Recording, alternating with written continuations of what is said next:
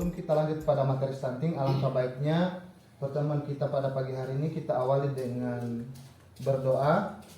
Jadi berdoa masing-masing, bukan berdasarkan keyakinan, tapi berdoa masing-masing. Berdoa dimulai.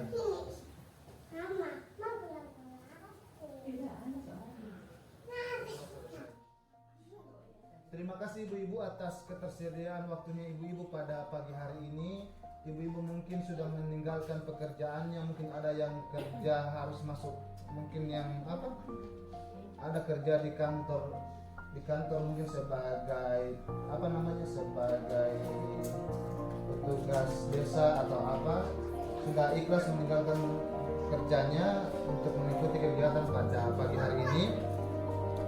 Saya cukup berterima kasih atas ketersediaan waktu ibu-ibu, meninggalkan keluarga, mungkin meninggalkan pekerjaan rumah tangga untuk mengikuti kegiatan P2 pada pagi hari ini.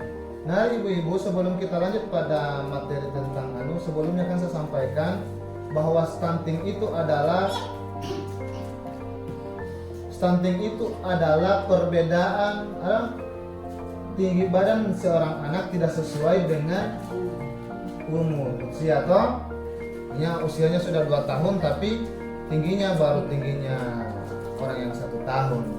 Ini bisa dikategorikan stunting. Nah, stunting ini bukan penyakit. Tidak penyakit stunting, tapi stunting ini bisa bikin mokopate, bisa menyebabkan kematian. Karena kalau stunting ini kita tidak ketahui lebih awal, maka bisa menyebabkan kematian. Karena orang yang kena stunting itu dodoyan dengan gizi buruk, dodoyan dengan kumamot kuyong, dodoyan dengan sering ketogan penyakit, sehingga kenapa stunting kuanyelo bisa menyebabkan kematian. Bagi ibu-ibu, jika yang kemarin itu pada pertemuan sebelumnya kita bahas tentang stunting, hari ini kita mau selesaikan persoalan pencegahan stunting. Dan untuk modul-modul pada bulan depan kita akan bahas masih tentang stunting, tapi bagaimana kita bisa mencegah stunting pada hal-hal yang lebih spesifik. Bisa jadi kepada ibu hamil, kemudian kepada lingkungan, nanti akan ada modul-modulnya. Sebelumnya saya izinkan saya mereview kembali tentang pertemuan kita pada bulan-bulan sebelumnya. Saya sampaikan bahwa stunting itu adalah di mana tinggi badan yang tidak sesuai dengan anak seusianya. Tetapi tidak semua orang pendek itu stunting. Nah, jangan sampai peman mukondong kunitia stunting tio. So, padahal memang tio genilo ku memang upa. Kau kira-kira ibu-ibu ya, hari ini kita belajar sama-sama. Tapi stunting ini akan rentan kena kepada orang-orang yang sejak dia dalam kandungan sampai usia 2 tahun itu rentan sekali kena stunting. Nah, penyebab stunting itu yang pertama kurang gizi.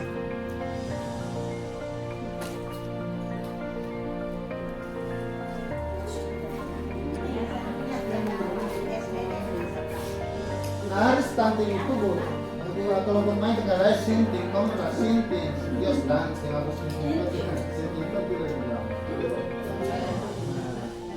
Jadi ibu-ibu, keterkaitan dengan program PKH dan program sembako itu, di mana lewat program sembako ini sebenarnya masyarakat ini mau diintervensi tentang kebutuhan makanan sehari-harinya. Sebenarnya dengan adanya pemberian sembako ini, ibu-ibu itu diberikan kualitas beras yang sudah medium, hanya di atas. Sebenarnya ibu dikasih kebebasan untuk membeli beras yang standarnya, tapi harganya sudah di atas 11.000. Boleh harga 11.000. Komporen atau dia? Beras yang bagus kan? Ya setidaknya setara dengan beras yang ini di kaleng-kaleng kecil ini. Untuk tambah atau aku kilo? Iya, yang sama apa yang saya lihat itu yang potong itu berapa? Per kilonya dia hitungannya berapa itu? Nih, kayaknya kan sudah tak? Berarti dia hitungannya akan setara dengan itu. Nah, maksudnya apa? Sembako itu kan 9 bahan pokok. Maksudnya pemerintah ini agar ini stunting, gizi gizi buruk, bisa dicegah lewat program itu. Pertama diberikan daging yang punya unsur daging. Kemudian kalau di desa ini makan sagu sebenarnya sagu. Karena tuh di desa ini memakan makanan khasnya, kemudian itu mengandung karbohidrat, mengandung buah-buahan, itu yang diadakan supaya perekonomian juga di sini itu bisa berjalan lewat intervensi program ini. Mereka mungkin bingung karena apa, tapi ini kita sementara mengenal kedepannya akan lebih bagus lagi persoalan. Kalau kita juga mengintervensi ke dalam, saya hanya mau menyampaikan bahwa dengan adanya sembako ini kita semua memang belum kita dapat ya. Kalau kami mau bahas tentang bahwa sembako itu adalah sebuah kita tercukupan, kita terjamin. Nah, tentunya dengan sembako ini kita sudah terbantukan.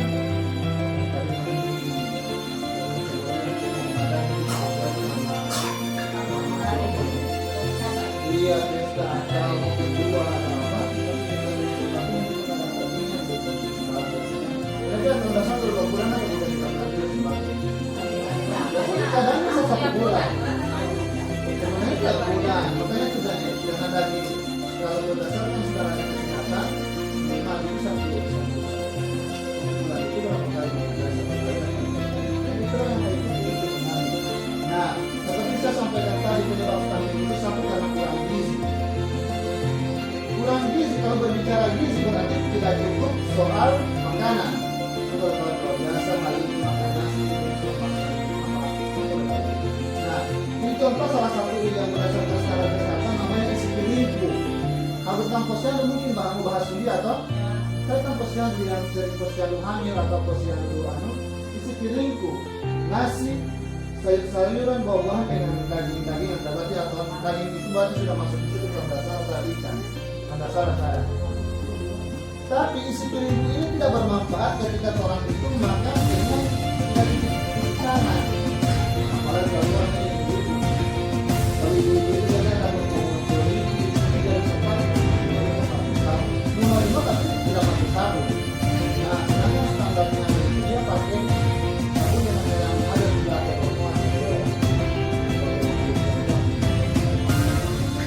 Dia harus menyediakan cuci piringnya, cuci tangan yang ada dengan sabun. Kemudian dalam setiap hari itu minimal 30 menit mengeluarkan keringat. Nah, yang kali ini saya kira ini sudah dapat sama sawah, sama bayu, dan kalau senang mungkin berjam-jam berbuat keringat untuk bekerja. Yang terakhir itu tidak akan cukup isi piring itu dengan gizi yang anu kalau kita bisa minum air sampai 12 sampai 14 gelas per hari. Sebelumnya depan kita bilang gaya kerja ada beberapa cara yang lanjut. Penyebab stunting itu karena kurang imunisasi. Nah ini untuk ibu-ibu, kalau ibu yang punya balita.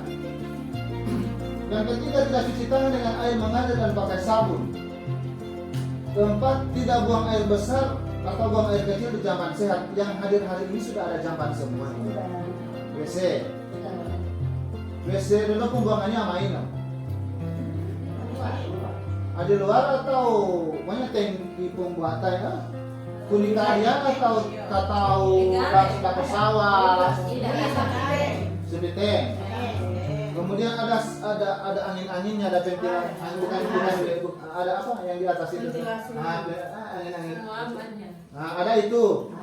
Karena ini ciri-ciri jamban sehat, dia penerangannya jelas. Aku dulu berarti pakai pundokan, aku gui mungkin harus fotogo. Kemudian buka kamar dia akan di dalam khawatir. Oleh terus hendak kaki atau airnya itu harus mengalir. Nah ini ciri-ciri jamban yang bersih. Makanya biar tidak perlu harus di semen atau di anu, tapi intinya dia ketercukupan cahaya. Nah kita menggunakan lagi mau punah dua yang mau kotoran. Kemudian ini yang paling penting untuk ibu-ibu hamil. Penyebab stunting itu karena tidak melakukan stimulasi atau rangsangan terhadap anak.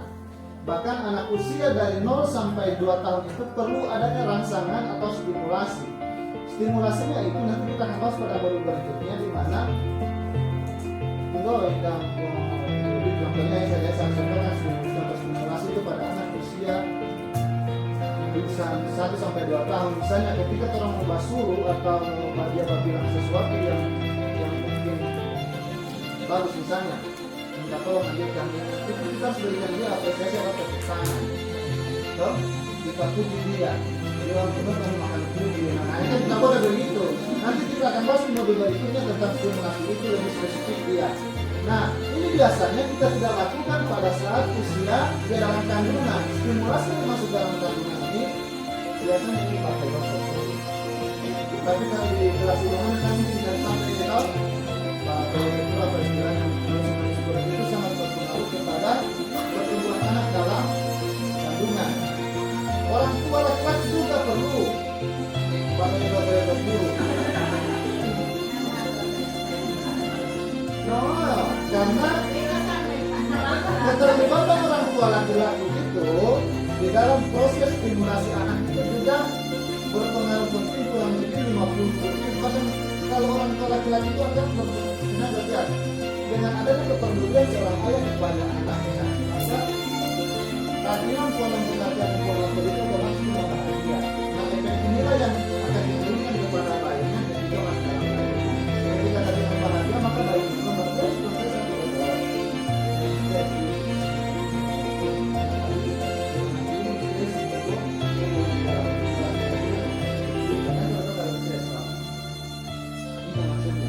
Yang terakhir, penyebab stunting itu tidak datang di posyandu dan layanan kesehatan, misalnya dalam artian dia posisinya hamil atau anaknya usia dini balita, kemudian dia datang posyandu.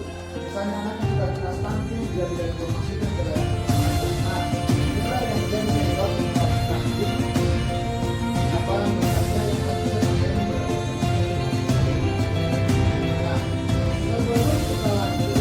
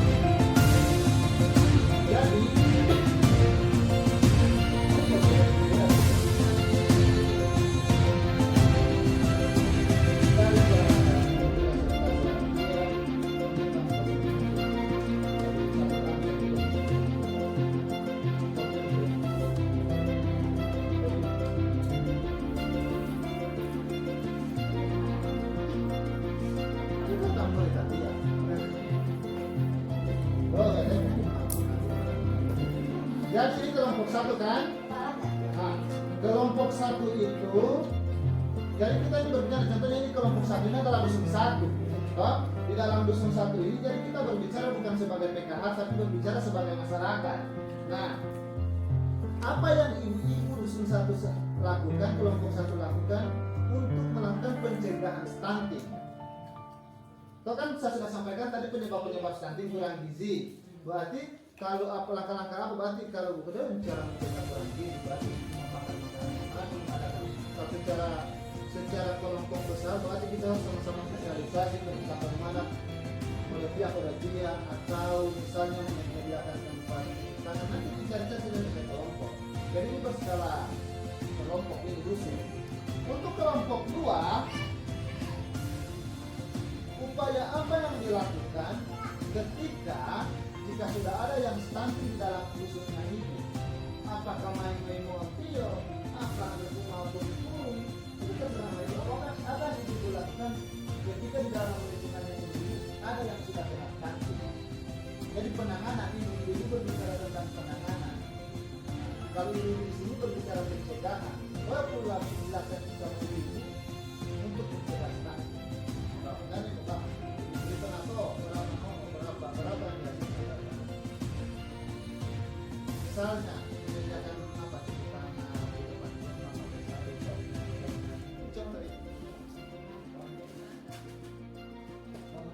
saya bilang kekurangan gizi kan berarti harus menyediakan ketercukupan gizi. Misalnya kalau mau arisan buah, arisan apa, kan terserah sama ibu kan. Atau ibu ini penanganan stuntingnya sudah terjadi. Apa yang ibu lakukan terhadap orang-orang yang sudah kena stunting, melaporkan ke pos